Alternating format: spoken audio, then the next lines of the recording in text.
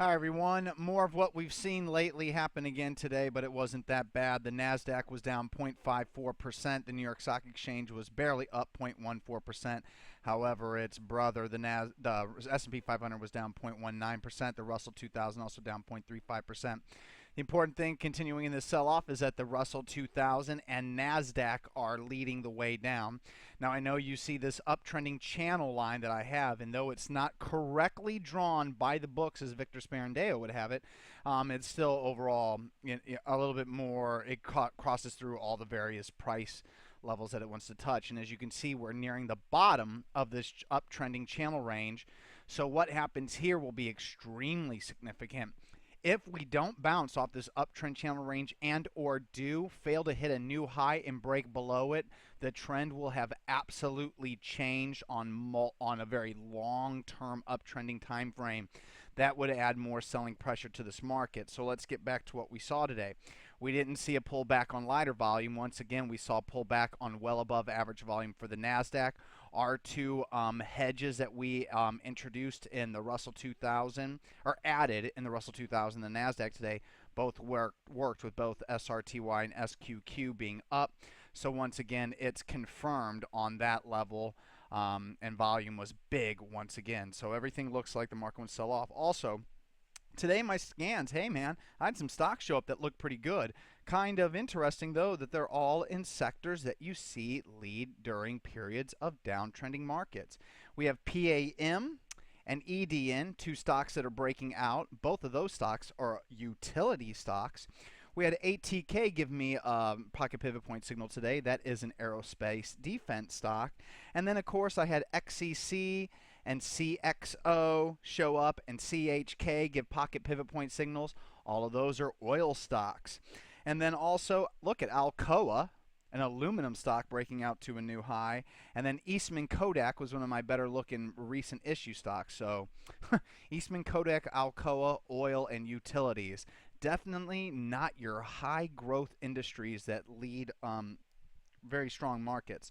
So what we need to continue to watch are the bank stocks. Today, Citigroup ate shit, falling 5.40% on very heavy volume.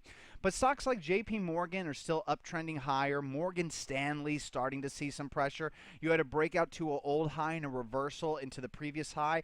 That is not good for ever.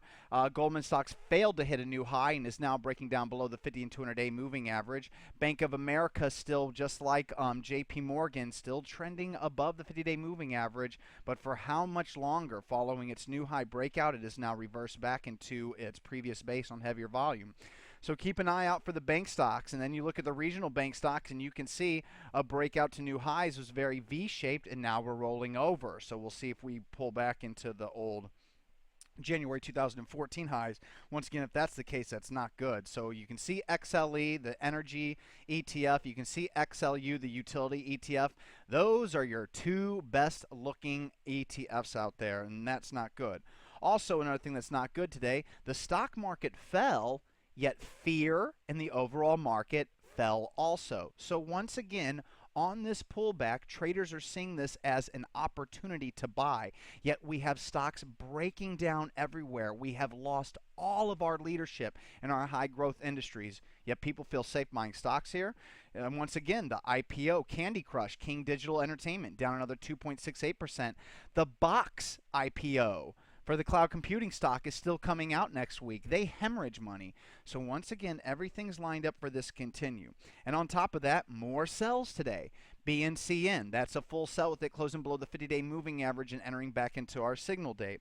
DORM is a recent long. That's a 75% sell signal, still holding above the most recent low. So I'll give it a benefit of a doubt, and I'll go ahead and hold on.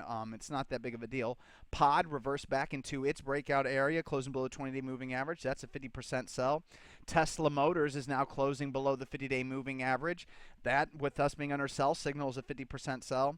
SKBI is still holding above my ultimate low of day of the or ultimate sell signal and still trading above the 50-day moving average, but I'm going to go ahead and pare back another 50% because it's not working correctly. Remember, cheap commissions, this is possible. If you pay more than $1 per trade or 1 cent per share, once again, You need to only focus on the best of the best, and SKBI obviously would not be it. But YY is one of them, and that's closing below the 50-day moving average, 50% sell. And LOCK, a long-term winner of ours, is closing below the 50-day moving average again on above average volume. That too is a 50% sell.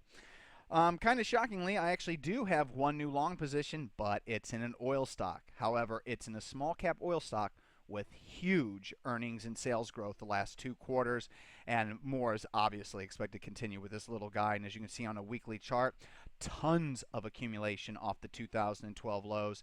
It's now breaking out to a new high on well above average volume with a pocket pivot point buy signal. But because of the market we're in, it's only going to be 1% of my total account capital.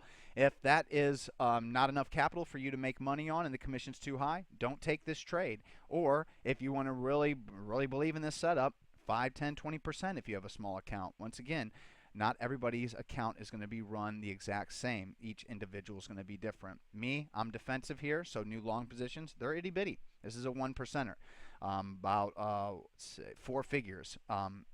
For me, so $1, $2, $3 commission, depending on how much I decide to, what it decides to charge me.